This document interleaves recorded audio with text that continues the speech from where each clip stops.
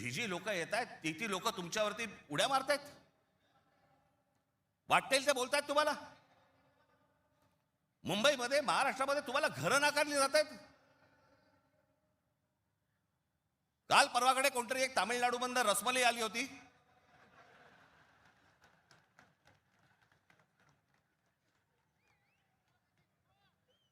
तो सांगतो मुंबईचा आणि म्हणजे महाराष्ट्राचा संबंध काय. भडव्या, तुझाच काय संबंध आहे इथे याचा.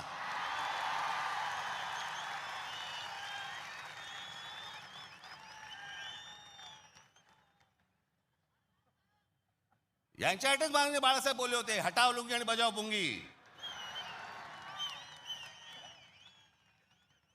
अनेक दाक्षिणात्य इथे राहत आहेत, अनेक जैन मारवाडी इथे राहत आहेत,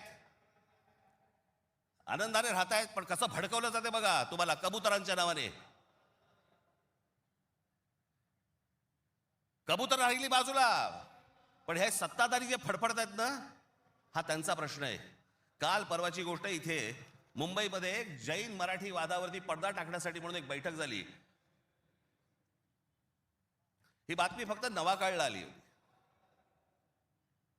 त्यांचे कुठे एक जैन मुली निलेश चंद्र आहेत, निलेश चंद्र बघा. ते जैन मुली निलेश चंद्र काय सांगतायत, तर कबुतरे खाणे आणि मांसावरून मराठी जैन समाजात पेटलेला वाद मिटवण्याची जबाबदारी मुख्यमंत्री देवेंद्र फडणवीस यांनी भाजपा मंत्री मंगल प्रभात लोढा यांना दिली. मात्र मंगल प्रभात लोढा यांनी हा वाद मिटवला नाही, तर ह्या समाजामध्ये जास्तीत जास्त भांडणं कशी लागतील हे पाहिलं. म्हणजे मराठी माणसापासून गुजराती बाजूला करायचे, आता ही लुंगी अंडी इकडनं तामिळ बाजूला करायचे, अजून कोणतरी युपी मधनं बोलवायचा त्याच्यात अजून ते बाजूला करायचे. तुम्हाला या महाराष्ट्रामध्ये मुंबईमध्ये एकट्यात पाडायचं. एकटे असलो तरी काफी होत.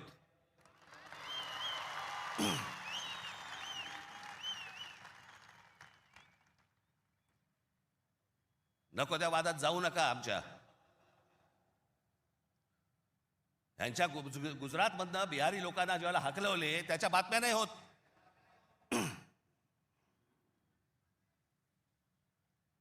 ज्याने बिहारी लोकांना तिकडनं हाकलवले, जवळपास 10 का 20 हजार लोकांना हाकलून दिले बिहारमधनं, भारतीय जनता पक्षाने त्याला तिकीट दिलं, निवडणुकीचं तिकीट दिलं. आणि हे वाद फक्त तुमच्यासाठी आमच्यासाठी इथे फक्त करून ठेवतायत. गेले अनेक वर्ष सांगतोय तुम्हाला, हे सगळं हे जे मुद्दामून जे चालू आहे, तुमचं अस्तित्व नष्ट करण्यासाठी हे सगळं सुरू आहे. आज ही मुंबई हातामध्ये गेली. मुंबई का पाहिजे हातात? आज केंद्रामध्ये यांची सत्ता, राज्यामध्ये यांची सत्ता, पण उद्या मुंबईमध्ये, ठाण्यामध्ये, कल्याण डोंबिवलीमध्ये, आमच्या MMR रिजनमध्ये उद्या ह्यांना जर काही करायचं असेल, महानगरपालिकेची परवानगी लागेल. आणि महानगरपालिका जर आपल्या हातात असतील, हे जमिनी विकून देऊ शकत नाहीत, हे अदानीला जमीन देऊ शकत नाहीत.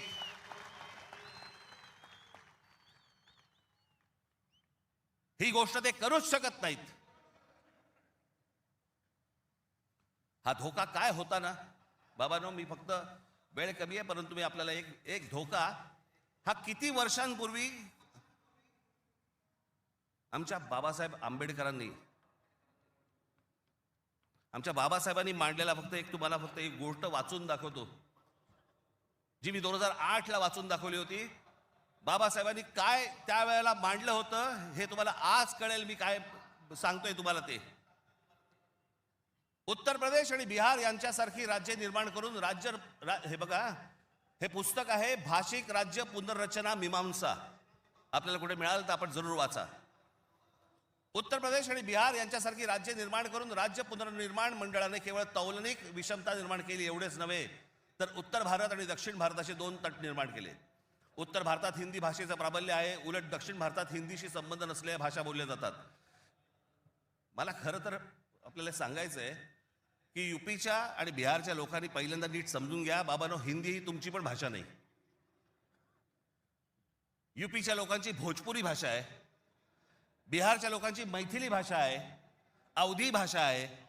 हिंदी भाषा तुमची पण नाही आहे. माझा कुठच्या भाषेवर राग नाही, परंतु तुम्ही आमच्यावरती लादणार असाल तर लाथच मारू.